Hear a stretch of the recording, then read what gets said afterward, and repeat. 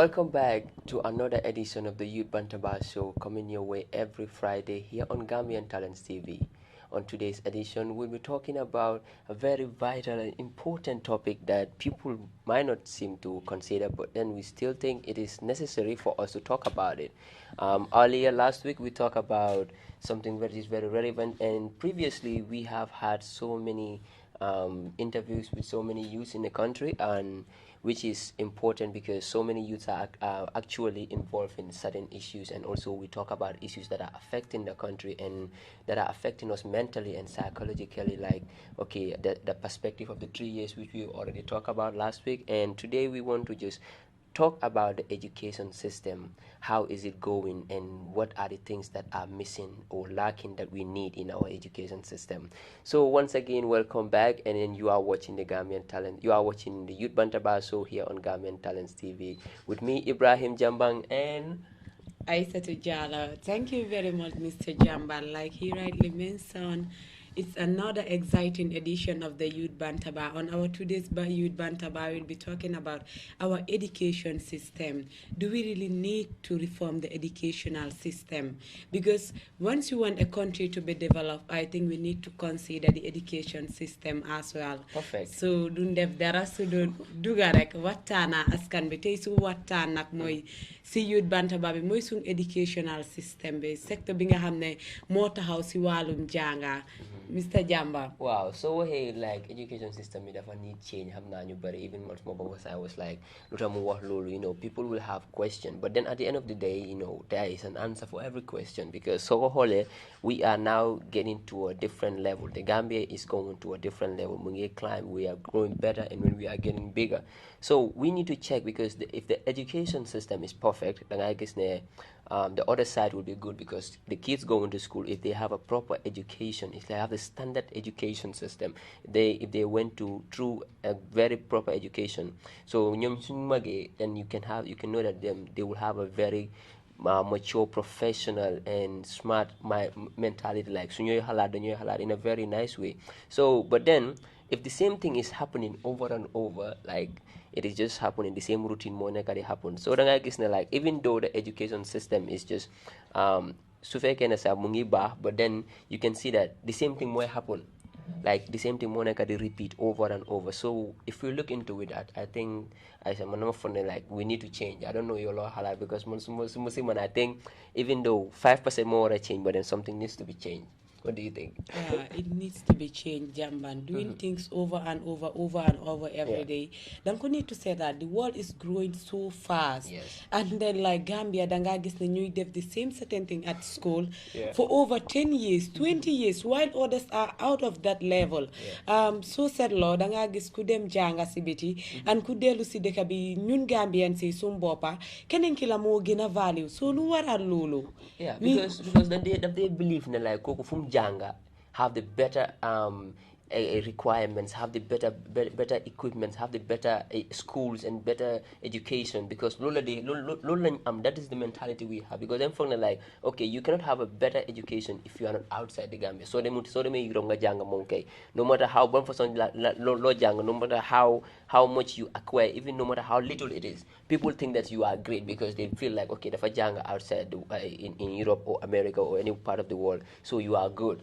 So, but then I feel like, okay, why would people have that mentality? Like, we have a university here, we have other institutions here, like they can give you proper education.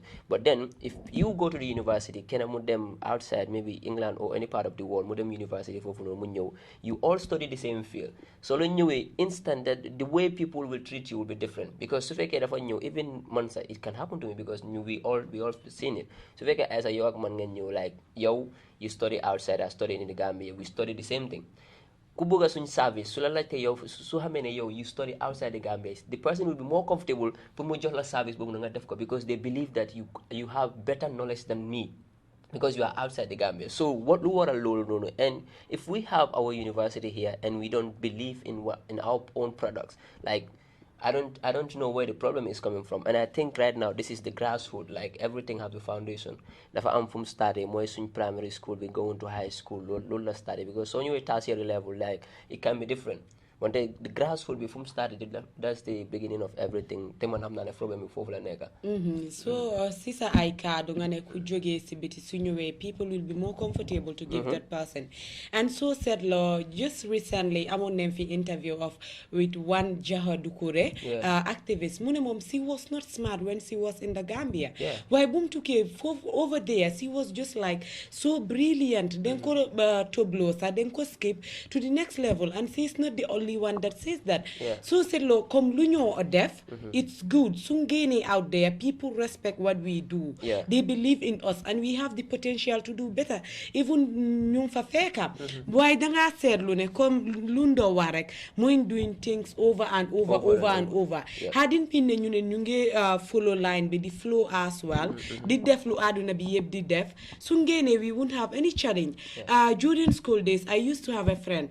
Dem ko don togne mo gëna dom class bi yeb way koku ñun bala ñuy graduate grade 12 sa fekk mom mun ci college bi already because boom demé ñu test level am fekk mom mo raw ñoñu so set lolu yeb da nga xamné like what we are doing what nako dafa standard but then ñun dundi try to improve or ñu move on then they nek di def one thing just for decades because as I come no go here like it is possible because lu nek del janga so gene outside it will be easier for you because do you know why in the real world come again outside there the tax that they will put on you the file small because you for instance imagine you are learning about 13-14 subjects here not them in a place just one then I specified on one thing, like one subject or even two, you'll be doing that. So imagine like you are struggling to pass 9 or 11 subjects. So not them just 2 subjects pass. That will be easy for you. So it's like you'll be conquering those people because it is hard for them because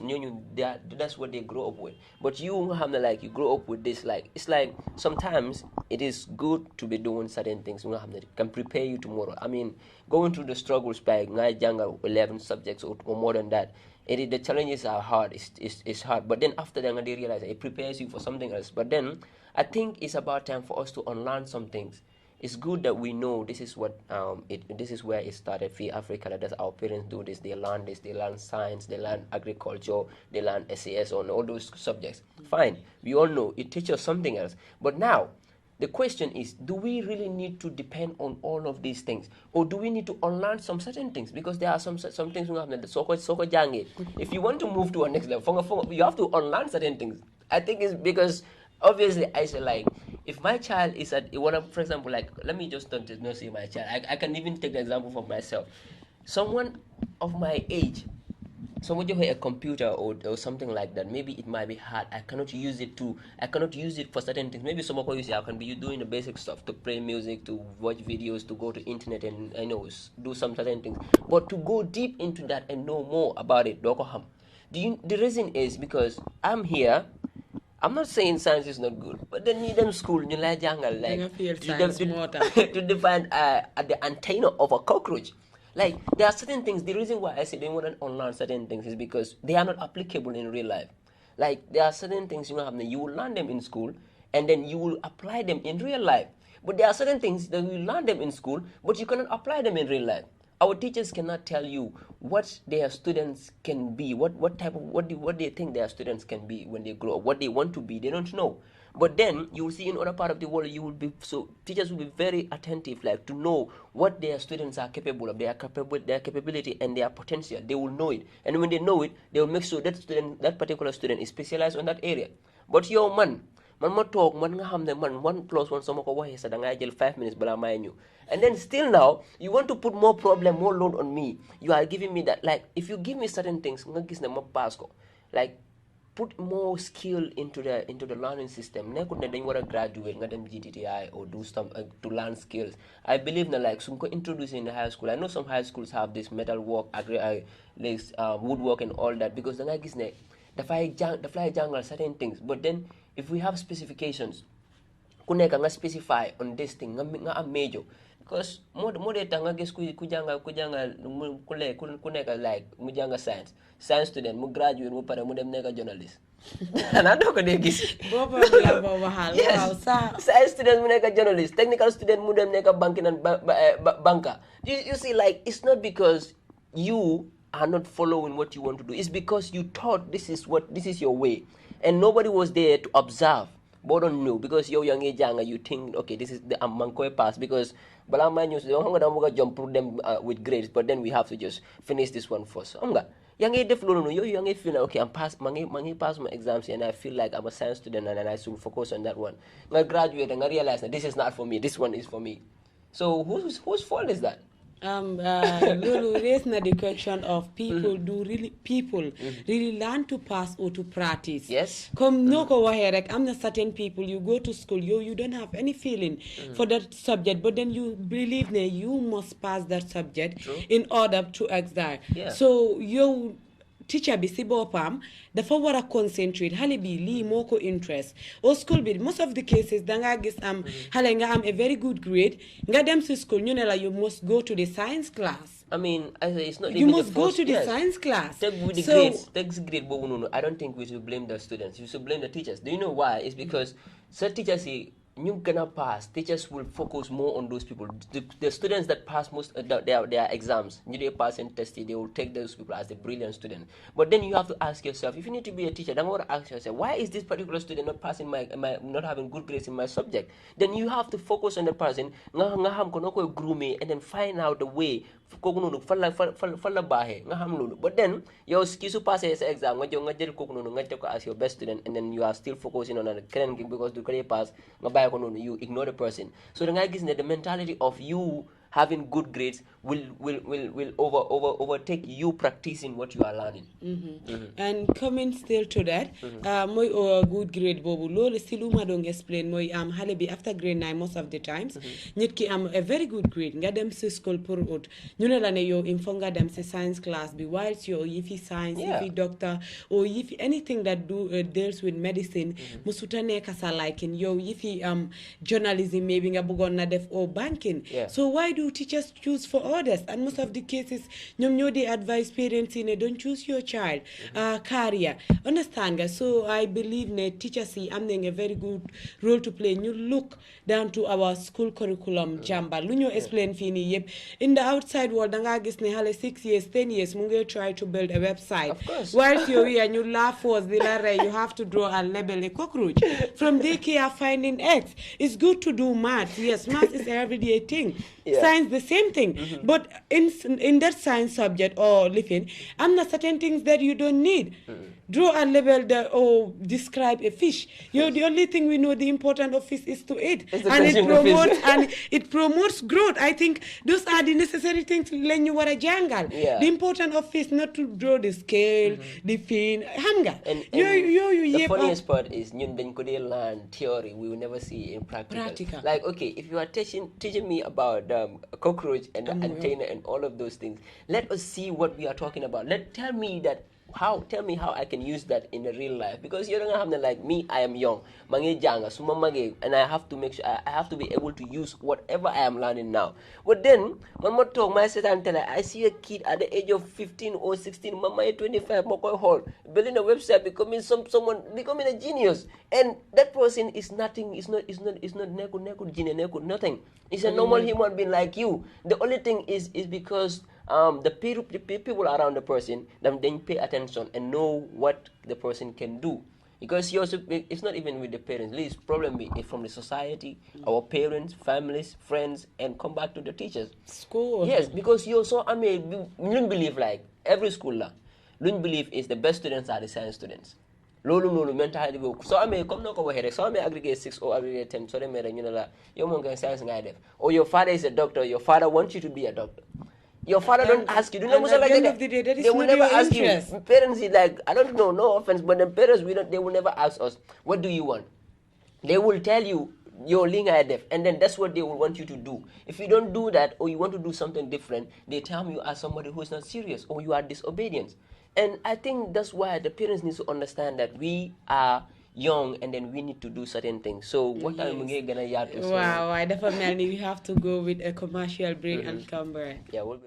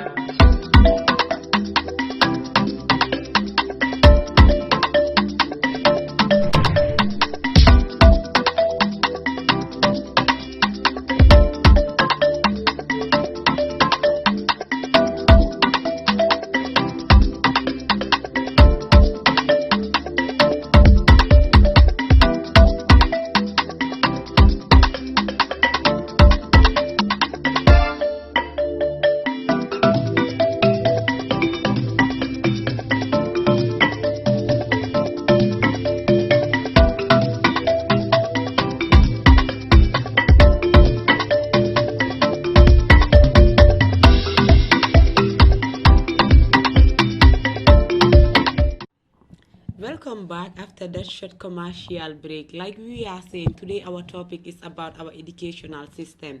Do we really need to reform our educational system? Is the education system catering for us for the future or to be there when you graduate? Jambang tay nak su watan bi mo yifi education system bi. Nga janga be pare yando wax lolu science student going to be a journalist or a banker. It's good to be diverse. Diversity is very important. Why sometimes nunko de defe prezo bulla de put mota ñu bari dende dem be give up in school. Da nga gis xale bula wax ne I'm very stupid. Suma yaay ak suma papa ñu ne dama stupid duma ko make in the school. Xale bobu mun na tok ben song bu mu dega tay mu woy ko binda ko kram ko melni mom moko binda. So xale bobu nekku ne dafa stupid. O nga gis xale bi di dem school mu ne yaayam ne buguma ñom dem believe ne so demé schooling or education is all about sitting in the office, being that lawyer, being that doctor, being that journalist, being a minister. Education dafa go far beyond that. Mun nga janga be pare nga neka a taxi driver, yangi neka that entrepreneur, understand nga? Why then in the Gambia no. People like Jamba ñom soy janga rek info nga talk in that office ngay sol sa should xam nga. Comes away because when you say people like me, I will not agree because myself don't like office because I don't dress up like that actually. So I said it's like the Gambia is something like the mentality, like the mindset that is the problem right now because some parents determine okay, the belief when I'm way you're so demoted school you cannot do anything else. If you don't go to this formal education at them primary school, junior school, high school, you cannot do anything else. You will see parent mu hol do mu ne ko man dama bëgg buy school, I want to do mechanic wala dama bëgg def anything I want to do skill work. The parent will lose hope. If I lose hope si doom bobu daf koy wone yow mom that simple man look bum la jox daf lay wone ne yow mom kay I'm done. Man mom pare na si yow because the belief when I'm not like is if you don't finish high school or you don't go to college or you don't go to university, your mom kay there is nothing out there for you. And then if at all we grow up with that phobia, you grow up with the same mentality, then how do you expect us to teach our own children or our own sisters and brothers different things? Because it's not possible. So all this come back to the mindset. We have to unlearn certain things, and our parents need to let us unlearn certain things because your generation it was like this, my generation is different, and I want to apply what is happening in my generation. But then you're gonna know you want to disagree to that. You're gonna be on your side, even though Lolo does not work well with me, but then still you want me to do it because sometimes I guess need more have the like because the family want the person to do that, even though Lolo could do work for that person, but then the family just want to feel good because Lolo and def ko, so then they are okay. And Lolo is not fair. I think we just have to let people do what they want to do instead of letting them do what we want them to do. Because koko mo koy def, energy bi mo koy dugal. So whatever happened there, si mom la moy ñew. And on a certain subject, Jamban, I think they are very important. Why so they may see schools in Nyulen they consider the least important. One like if you technically need tie under art and craft, them see agriculture. They are just optional subjects. Sulane henga ko the food and nutrition. The compulsory one more English and mathematics. Sometimes you want to do tie and dye, more art and craft, or food and nutrition. I'm all like 7-8 credits with that subject that you want to focus on. So they may say university be apply for that. Then they want to because you don't have maths. Doko def. Are they not denying you from what you want to do? They are denying you from what you are. You have the passion for. You love force. The parents say you must go to school. Going to school alone, you go to school, sanga graduate, they are still not satisfied. How kind of not satisfied? So you suba the soul sud. So you suba and at the end of the day, low far receive do la mutal 1 month transportation besa. Feka kale munna look so rough. Muy ligay the empower yene youth, the empower yene pinyit. whilst lumo sol dafa rof why lumo make impact bu mo make ci society bi is far from the other person ki nga xamne mu ngi put on shoot and other stuff. So we need to consider that school si sem bopa ñom ñoo nekk center of education because ñom ñoo de nekk the impact that knowledge ñom ñoo wara bul comme yanko do wa earlier on xale bi su stupide rek o su fele subject rek teacher bi def ko enemy ki nga xamne dafa perform well in that. I think ne xale bi nga xamne perform well kooku nga war a concentrate on more. Laajte ko what is the problem lu tax nga fail si lii lu tax nga pass si lii. But it's just quite sad. It's quite sad. So come no don't emphasize about mathematics and other subjects because so they may put the Duga University or you want admission to the college or any other institution. So if your lawyer DEFSA has nothing to do with mathematics or any other thing, but then no you consider. But me, I think the reason why they consider mathematics is because they want you to have that critical thinking, like that critical mind. Because mathematics, dafa make a subject bo hamne. So they def all the time. You have to think. It will force you to think. And English, just to make sure that your language is okay. But then let me dama buga laal si fofu fi nga wax ne okay, it's a critical thinking. Gom naa loolu waaye xale bi su munee dem school for 15 good years munut koo make in maths loolu doesn't mean ne xale boobu stupid or xamul lu moo def manage na pour 8 credits maybe bale rek la fail. So loolu moo la war a wone ne xale bi lii is not passion am or su dee passion am mun na koo understand mu bañ koo pass because examination is not a fair game. So to me loolu waruta nekk ne a reason pour nga deny kooku mu dem further lu war a def. Yeah, because the reason why more lolo is because so one of them they want to admit you because they want you to have good grades in mathematics. Man, I'm often like, okay, you don't have to jail because you don't have good grades in maths. Because the person doesn't have good grades in maths, you should encourage the person because I'm often like in anything you do in this world because we all know that it has to do with something has to do with maths. Because so quite deaf, obviously you have to apply it knowingly or unknowingly because they're quite deaf. So then, but then I think they take it too far. They take it really too far because pass with mathematics doesn't mean that the person cannot do way more than that. So I think if the person don't pass maths, you I condemn into the university or college, I think you should take the person to trial. You book a trial with practicals like Lumbuga you book in trials. You've been teaching that area for a long time. You can tell if the person is capable or not. So but then I think it's too much for you to just deny someone to be admitted in a university or college just because the person don't have good grades in maths. I'm not saying they should just let everybody in, but then let them go through trials. I mean, from high school, they've been going through examinations, papers, your grades have been defining who they are. So when they come to tertiary level, I don't think grades will still be defining who they are. Grades should be there but to guide them, but then I don't think those grades should be defining them. You should at least let them face like the reality, let them practice it, and let them feel what they are doing. Like let the paper not speak for them all the time. Cookie mu fail mathematics. Before I would just be like, okay, you fail mathematics, but then this is what you want to do. You want to be a journalist. Let me take you inside and then give you some practicals and see how you will perform. From the way the person is performing, you can tell if the person is capable or ready for this or not. Because so test with you're not funny because the person failed maths. Even surpassing maths, we haven't seen that. People with flying grades, people with good grades, when you bring them to do the practicals, when you do them when you apply in real life, they cannot. It's because they grow up believing that grades is everything. Grades is the limit. So I make good grades, you are good. But then you have good grades, you cannot apply it in real life. What is the reason of you having those good grades? Coming it's to funny. That, we will also touch about the mass grading. Nga gis xale bi whether mu pass or pass out nga skip ko to the next level just to make sure ne moromami bayun ko si gannaaw. And you as the teacher or you as a parent keyawulo or government system bi seen boppa ñi nga xam ne dañ approve loolu everybody am na right bi pour proceed to the next grade. I believe you need to put that into consideration as well. Danga gis ne in some part of the world then they said xale bi ndax perform na well su performu dinañ seet lan moo ko lan moo tax lan mooy reason ne for that low performance. Understand nga? But in the Gambia, legi na nga gis ne xale bu dee jël last nga jël last sa grade 1, grade 2 the same last, grade 3 the same last.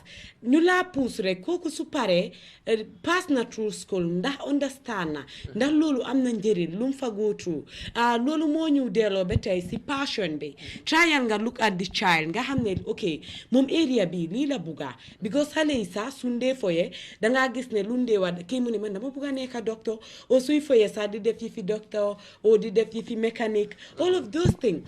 So loolu le war a consider ñu introduce si schooling si ay skills lifin yini stuff yini like mechanic tailoring hairdressing yooyu yëpp nekkul ne ba nit ki dafa war a dem ba to the last level su demee ba graduate from grade 12 nga ne ko ne demal nga def skill bii nii xam nga su dee since time yi xale loolu la bugga loolu la am passion for mu koo def ko noonu for over 10 years 20 years kooku in the next level mu ngi def loolu understand and soko hole tamit this might be funny but then it's a reality. So with all of this soko hole, without the reason why most of us cannot have all of these things in school, I think it will be like poverty or something, because soko hole sa doom su ñëwee si kër bi just from home, not even at school yet, at home so nga gis xale bu ñoo xam ne sa dafa bëgg a laal laptop or bëgg a tune the TV or whatever or play with the mobile phone.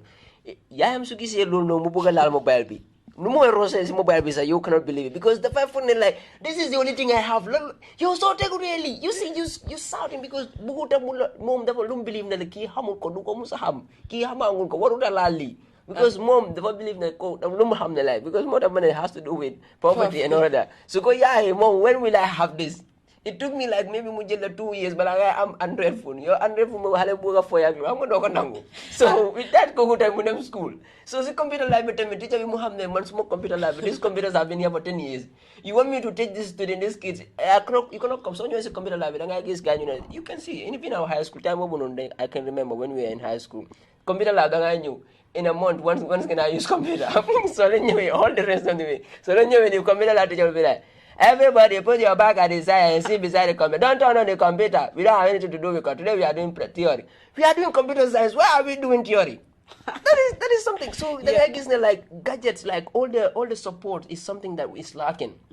And our people are scared, are afraid for us to use them. So you can use it. You can use it right now. When do you expect us to use it? That's why you will see us graduate from high school. You graduate from high school, you are going to do IT classes. Yes, you start on basic. This is Gambia. This is funny. You see someone who have never graduated with 9 credits. What IT? What is computer? What is computer? What is Microsoft Office? What is Microsoft Word? When kung hamna sa your age, kung mungye build website, mungye try how to make his own computer. Yo yang try yang live what is Microsoft Office. You ngadem graduate ngadem be jehal university nga start di jangal typing skills. Nga nila jo assignment put types ngadem sa internet bi nga fay ga type. What is the problem? Like why would you have to do someone to do all those things for you? Nga gis xale bu nga xamne da fay tok ne nga full day. You ko jox tablet pour mo foyeko. It's not because yang koy spoil or anything. You need that kid to be doing it. So koy def every day is learning new things. Yang koy jox computer is learning new things. Wanda yo fi so la les mo mobile. So mobile mu ci table be ngeen ko laal de nga. Ma ngi ni di gene be ngeen ko laal. You see jamba lolu ko tan ak mané la de not math and English mo wara neka alone. Mo wara neka a compulsory subject.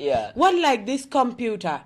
Lolu dafa wara neka a main subject. Did it like more than like government be Ministry of Education, they were a cater for that. Because at the end of the day, so graduated nowadays amul ligay bo def do dila with computer. So having a cover English and math is good. Man, I'm not against those subjects, but then computer never need to make a come a mean because right now Walby we are going towards that. So look at you talk where halbete science and math and English so ko don't wanna go to university while the main one bobu laluñ ko. Am nga lu gëna funny. Da nga gis ku jënd fi mobile bo xamne baaxul nga gis nga dégg gaay ñu la like Chinese yi sen student sen practical la yow bo practical nga nekk di use. Yow mi nga xamne yow da nga dem ba graduate yow mëno defal sa own practical. Yow nga use practical student yi. When you some practical was biology. No. So dem di jël set salifin bi nga tiyé sa bakken bi.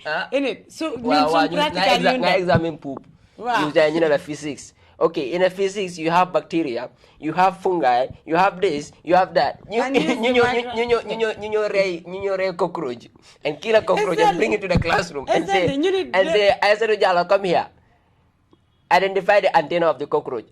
Identify the eyes. The eyes is it a compound eye or what do you call the other one? So you see, like, the mindset, like the way we are going is like we are growing, but then we are not growing with mentality. We are still doing things that will not take us for an inch. Imagine come now and mobile is a Chinese product or Chinese practical. Yeah. Some practical be animal after examination, benga answer 20 or 30 marks. That is the end of that practical. Benga hamne janga for 3 good years from grade 10 be 12 yangi janga for the sake of that one day. Why one day bobu dilo defal ben impact is our life.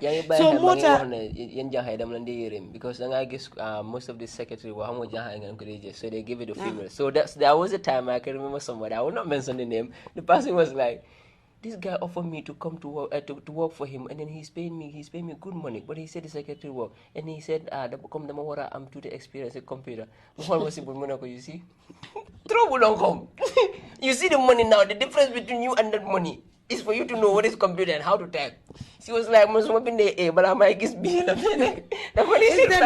and she might be very good when it comes to English. She's good. Reading and writing. While you can't hear to pen. Binda, can you be in this office? Computer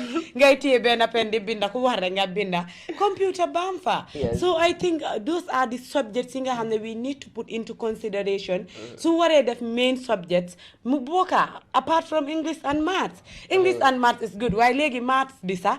Computer binga they used to apply those mathematics because nit suñu way do mo sa dem ci banga fekka nit mu ngi tie pen and paper define x. So many by her Mr. Caesar when he was talking about maths bu they have that that relationship with I don't know which university bu ñëwé fi ñoo they were like bu ñu solve some problem they were like you do this like you do this with your own, physically. We do this with the computers. We cannot do this with our brains. We cannot do this. The computer do all of these things for us. It's like it's good, but then so how let me. You saw them in the real world. Need you def 1 hour. Ki mu ñoo toog 5 minutes sa pare na si loolu yow soo nga toog nga ak sa cog bi bala ngay pare sa kanam bi yëpp mboyoo na like dafa métti de dafa métti yow bala ngay am loolu da ngay gis like moom nga I feel sad for our teachers now. It's not like I'm trying to mock them or whatever. I remember somebody who taught me in primary school like kooku noonu man I was thinking like kooku dafay maybe that or dafay nekk somewhere else but then the funniest thing is I went to this school not long ago, and then I saw the same thing he's doing. Mu tok taw fele di yuhu ma dega xale ñu ne ki ya duñu sonal fi rek so ñëwé fi mu la ay dañ tija bi dafa soxor torop. And I was like I was time traveling inside my head. Man, in primary school he was doing the same. Why is he still doing the same thing? That was like 15-20 years ago. So halati koko mu ngi def the same thing and do those kids really need that in the outside world? They don't. They don't. I mean the morals are very good. We need the morals, but then how do we? There is time and there are places for everything. Morals, those things can be learned in school, but it's very limited. Schools over there, you need to be thinking critically. No, music class teacher must start the teach students are dead. Because the other day was like school is very funny. Some like it's not like I'm discouraging students, but then so halati like we are learning the same thing. Man so volum janga. Wante lola do janga. Suma dom tamit suma dem school lola moy janga. Dede bala lolu dafa fekk change nang educational. Why do you think nit ñu jël sa doom yi fi ñu lañ yobbu pour janga from outside the Gambia? And loolu soo seetloo most of the time ñoom ñoo dee nekk comme ay ministre yi ay borom xaalis yi waaye what about ñun ñi nga xam ne we are less privilege amuñ opportunity boobu why not ñu try pour change system bi su ko defee Gambien si yëpp mun si benefit soo waxee bii da ngay wax beneen tamit de if the system change the teachers needs to be motivated. That is something that is the main issue because teachers they were like we have ideas but then okay they need to be hard too. Okay, I think sometimes but the government they need to clear a dialogue, Ministry of Education and stuff like that. Bring the teachers on board. We have young teachers now. Then buddy, school bring them. Let them share their ideas with you. Consider their ideas. Like ask them what do you think that can be done. Ask them. Then and after implement those things. And after you need to motivate them. Because when they are doing the thing, if they know that at the end of the day, there's something huge coming to my pocket, if I work more. And then those are people that you need to motivate more. So if you don't nehal these people, you are nehaling the wrong people then. So I think it's about time for us to start recognizing the people that are doing the most. Those are the people that are getting less. Because teachers shouldn't start the way, then you'll feel sorry for them, and then this is something that they are living with every day, every single day. It's like a routine for them. Chok mu ngi duga sa bot, chok mu ngi yang koy leka. Yow yang boyo chok bobu sa chemical la. Right? Lulu is not good, honestly. Imagine so they been the benga mistakenly do like this. Chok bi su duge sa baken bi danga start the living. So you yep, and solale education be dafa yaatu jamban. Ñu responsible for education system bi dem si kanam or changes am dafa bari. Because dinga la different ministries, dinga la different individuals, parents, teachers, students. Xam nga ñi ñëpp dañ am a role to play, dañ am contribution, especially Ministry of Education. They need to look at the school curriculum. Then change certain things. They are no more or no longer in use. Lolu defa outdated bepare. Like antenna, cockroach, spider. Lolu so ko gisee danga daw yo amulo si ben soxla. Why don't you them apply things like build a website? Practicals like that. So you know I'm solo. They need to look at all those things. So they can be them kanam. Who feels it knows it. The reason why I say it is because I'm not them. Let me just elaborate on this point. Who feels it knows it. Okay, if our ministers, our government, our president, our vice president are sending their children outside the Gambia to have a better education, and still now we have them as the minister of our education. If you are the minister of education, your daughter or your son is not in the same school with your people, then tell me, how will you feel what they are going through? I mean, you can contribute, you can talk to them, you can do certain things, but then it will be different if at all your child is coming to you, did not just this complaint, this is what we wish to have in our school, this is the problem we are facing. If we had this would be different. So no matter how hard-headed you are, you will consider that. Because you would be like, okay, it's my child, it's my daughter or it's my son, don't consider. But then if they are not learning here, in other part of the world, they are not feeling those things. So if these people are coming to you, you debunk them. Sometimes you be like, you even delay before you come to that. So I'm not saying, they are not doing what they are supposed to do, but I think, they should add more. We could do better than this. We have all the resources, we have all the talent in the Gambia. I think the government should just, buckle up more and do more for the education, because students are getting discouraged to go to school. Students driver apprentice nga xamne war na nekk ci biir classe yi and dara taxul loolu sudul sun educational system bi nu mel da nga gis nit ki janga ba pare at the end of the day nga delu tok ci kër bi o at the end of the day nga delu di def liggéey bi nga xamne ku demul school mom la nekk di def te koku mo la fa gëna am experience mo la gëna professional yow ku janga spend nga 15 good years 20 good years, because nursery rek yaa ngi spend 3 good years, grade 1 to 12 bobu another 12 years, 15 university 5 years, 19 good years nga pare amulo liggéey with all the money, with all the time, with all the effort da nga wara delu sibiti nga dem lijjanti nit ki nga xamne mo suta dem school pour koku employ la. What is the essence of you going to school? Nekun ne koku amut good papers or amut good knowledge. Why lun ko janga lolu is not how to call it? Is it not applicable? Exactly. Doko muna apply in the outside world. Doko muna apply outside there. Market force be required for lolu. It's already outdated. O nga gis na because yow sa dom ba ngay def science suma harit bi tawi yow sa dom ba ngay def manage suma dom bi fokk mu def lolu. At the end of the day deka bi yeb janga the same thing. Ba ñoñu yeb dine muna am liggéey. Suñ bëggé wasali xamna waxtaan mu ngi gëna yaatu so suñ waxtu bi luñu may bari wul. So come li the only thing is what we need to have in mind. It's not like come look I want to understand. Anything that is not marketable is not useful in this generation. Right now, anything that is not marketable is not useful. Amul ben njëriñ. By hell, like whatever you are doing, even artists now, in the music world, if you cannot market your songs, if your songs cannot sell you, your songs are not worth it. No matter how good you are, some music is you are nothing. You are just out there. So if you are also going to school, you need to have this at the back of your mind. Lii mun na may jaay bang lii su la munee jaay kon bàyyi ko. Jai in a sense that Lee Soko Defe, can it bring something? Can it bring any revenue to you? Because you know that you are doing this and you are facing your main issue is finance. And can this what you are learning, your lawyer spend how is because it's just like business la. School many business la. Let's spend 45,000, 35,000 to your education, let them task your level. You're paying that amount of money. Why do you think your parents or your family will have that, or somebody will have that belief, will have that hope?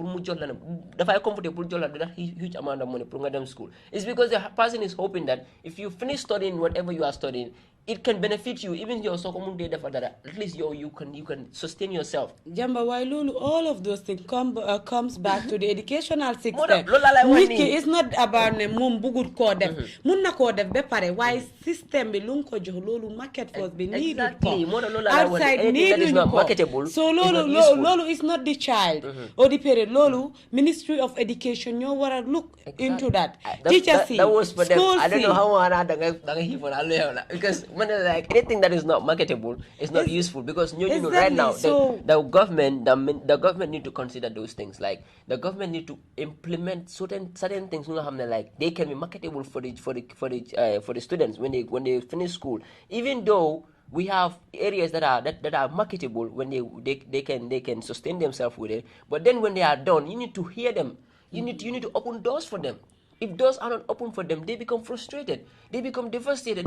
They start thinking of certain things to do. They start working. You start working in a store. You have your law degree. You are working in a store. You have your bachelor's in banking and finance. You are on a laptop. You are a secretary. Like I'm saying, like all those things are good, but then you waste a lot of money on that. You waste a lot of resources, a lot of energy on those things. So you need to feel it. You gotta enjoy. You gotta enjoy. You gotta feel. At least you don't